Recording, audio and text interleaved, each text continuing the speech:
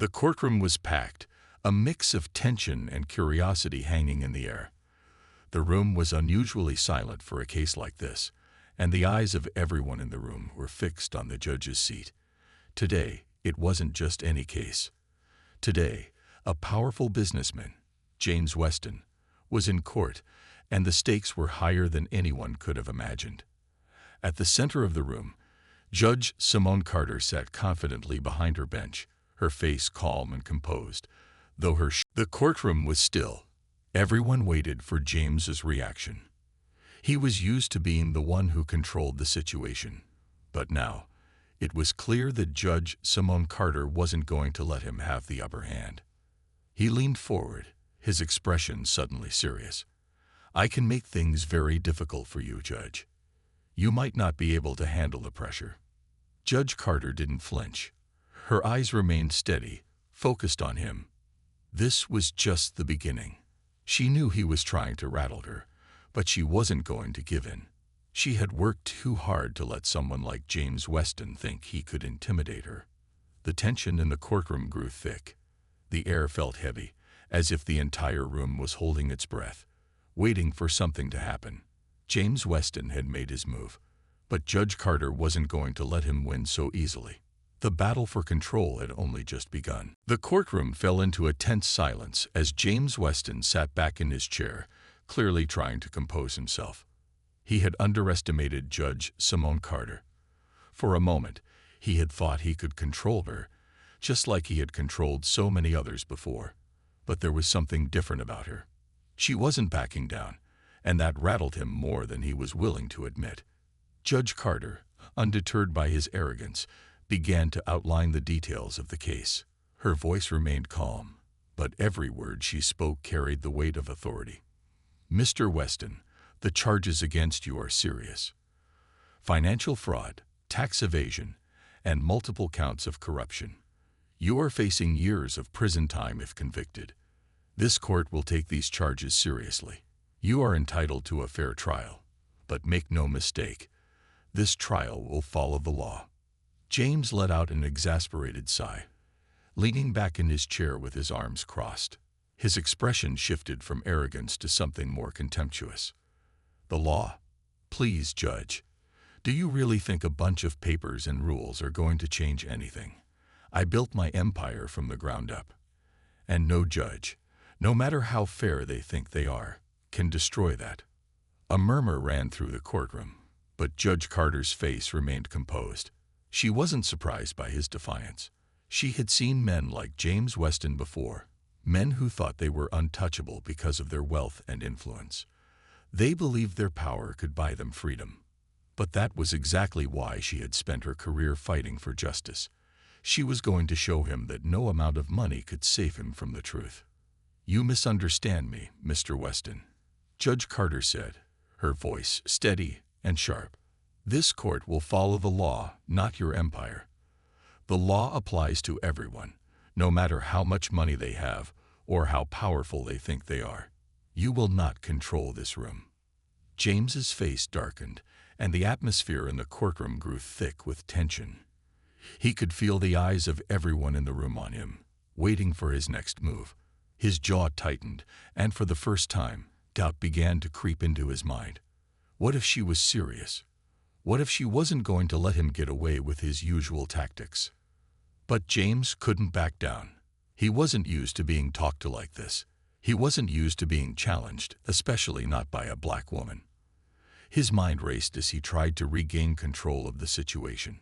He needed to make her back down. He needed to put her in her place. Suddenly, with a swift motion, he stood up from his chair, his voice cutting through the tension in the room. "You think you can scare me, Judge?" He spat.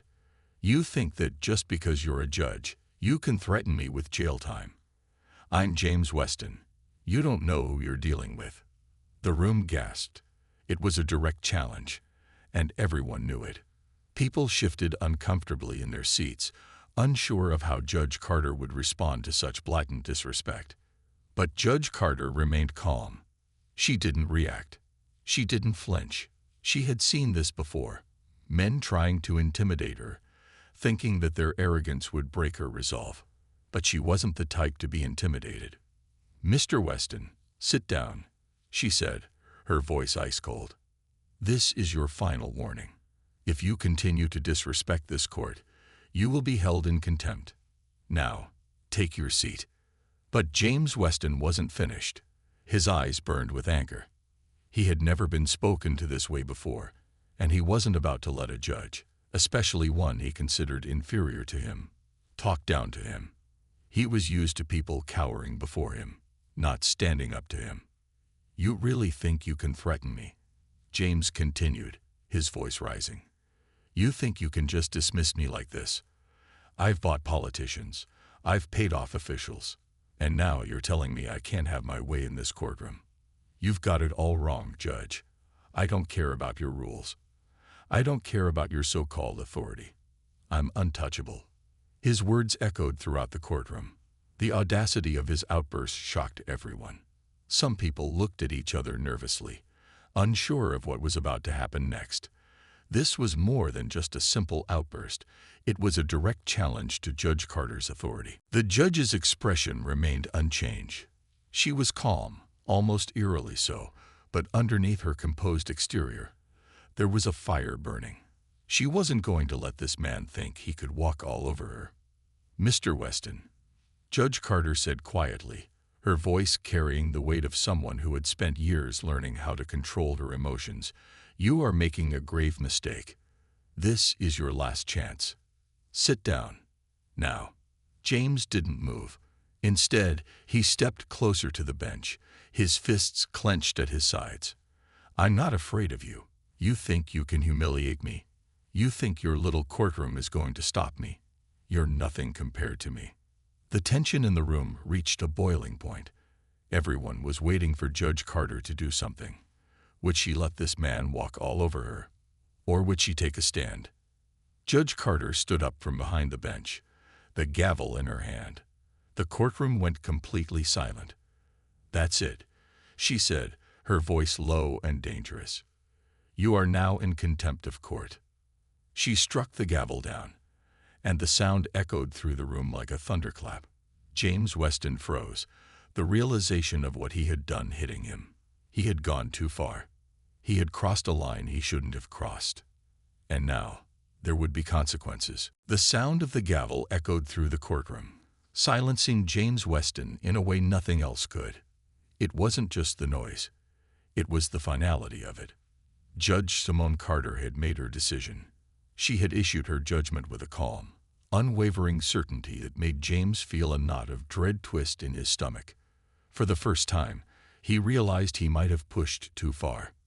His jaw clenched, and he stood frozen, staring at the judge. For a moment, his mind raced.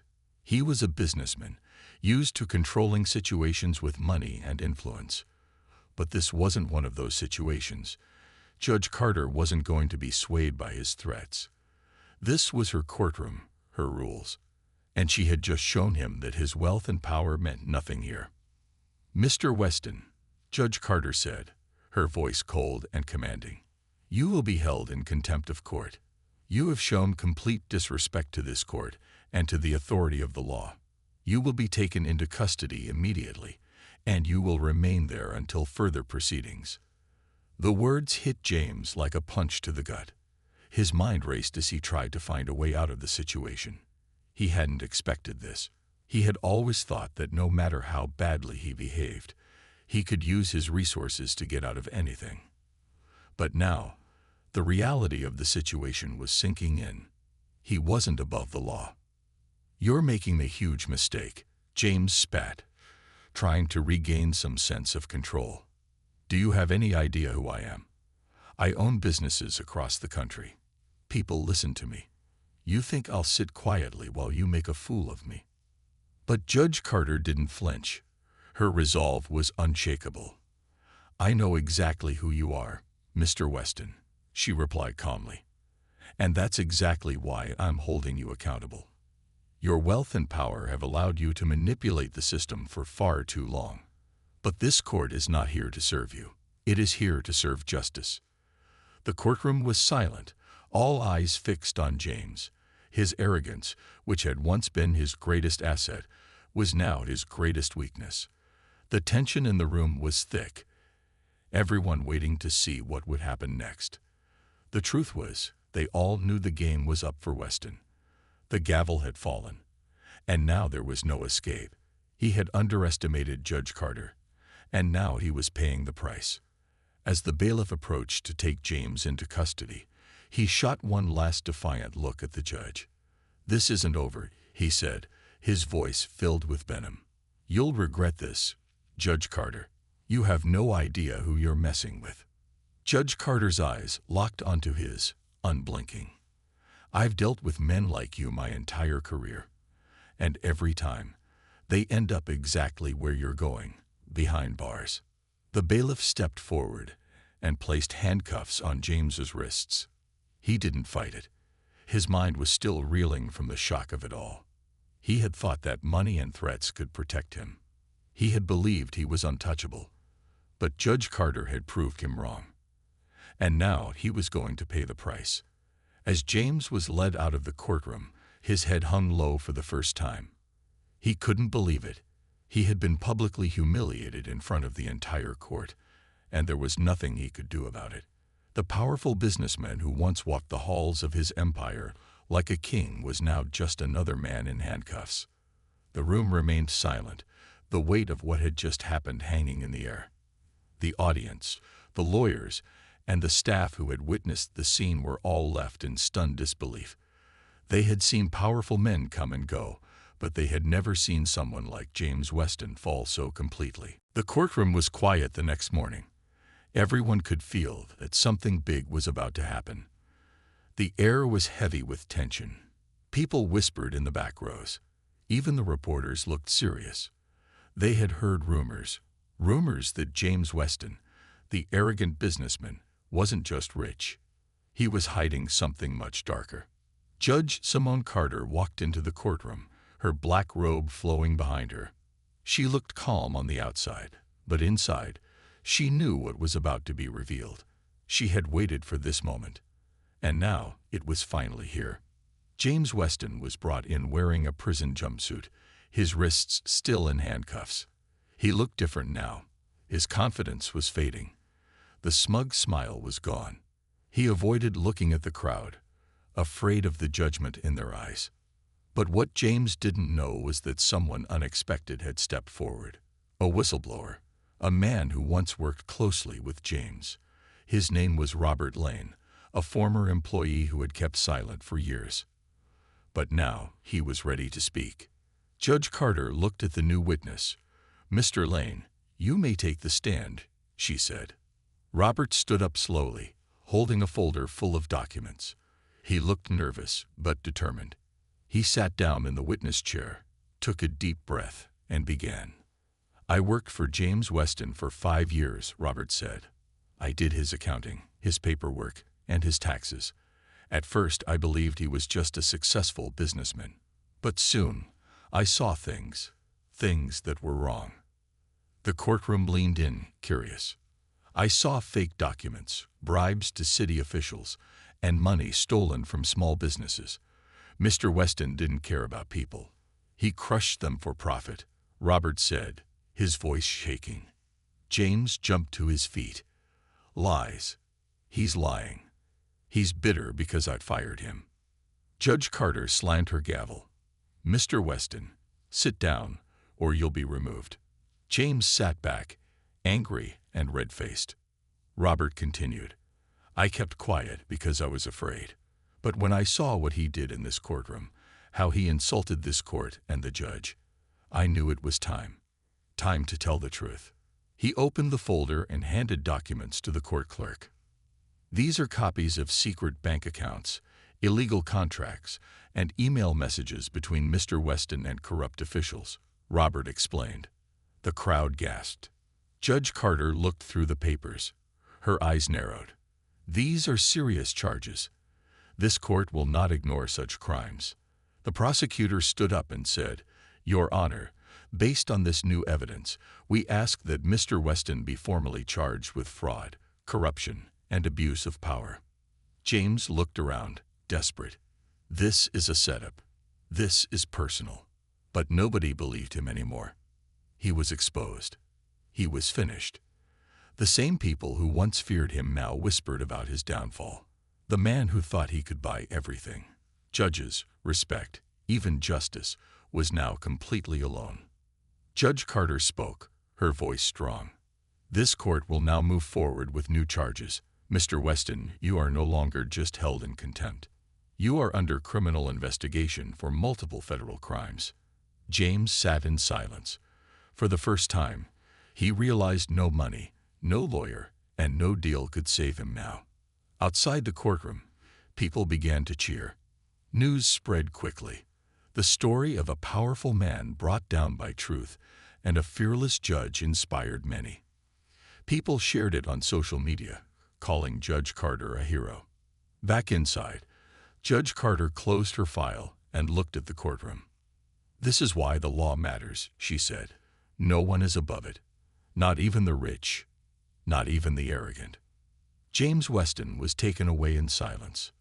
But the story wasn't over yet. The sun shone brightly over the city, but inside the courthouse, a storm was coming to an end. It had been weeks since James Weston, the arrogant businessman, had first walked into the courtroom with his designer suit and proud smirk. He had insulted the court, disrespected the black female judge, and believed he could walk free, like he always had. But now, everything was different. The courtroom was packed. News cameras were outside. People stood in the back rows, waiting to witness history. Everyone wanted to see what would happen to the man who thought he was untouchable.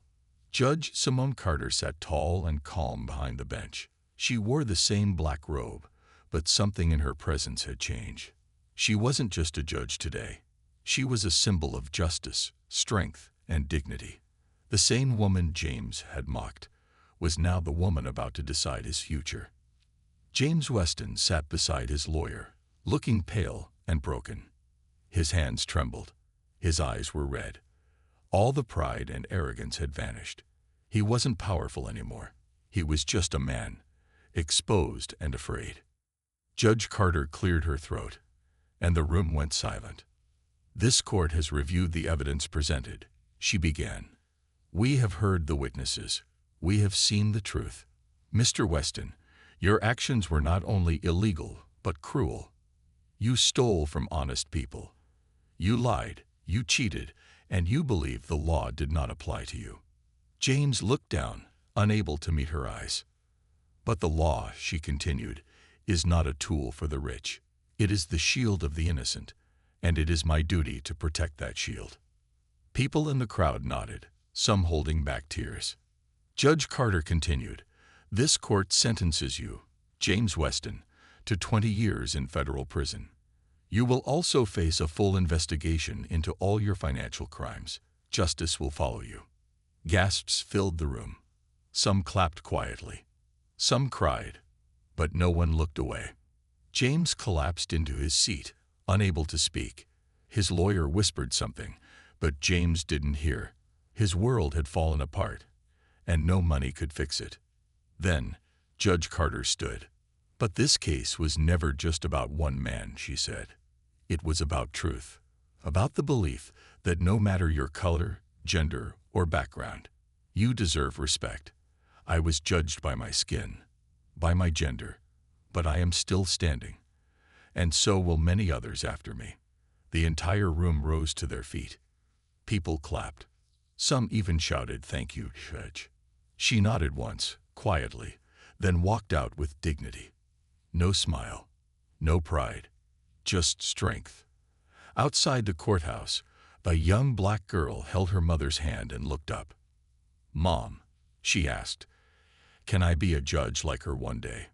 Her mother smiled through tears. "You can be anything, baby."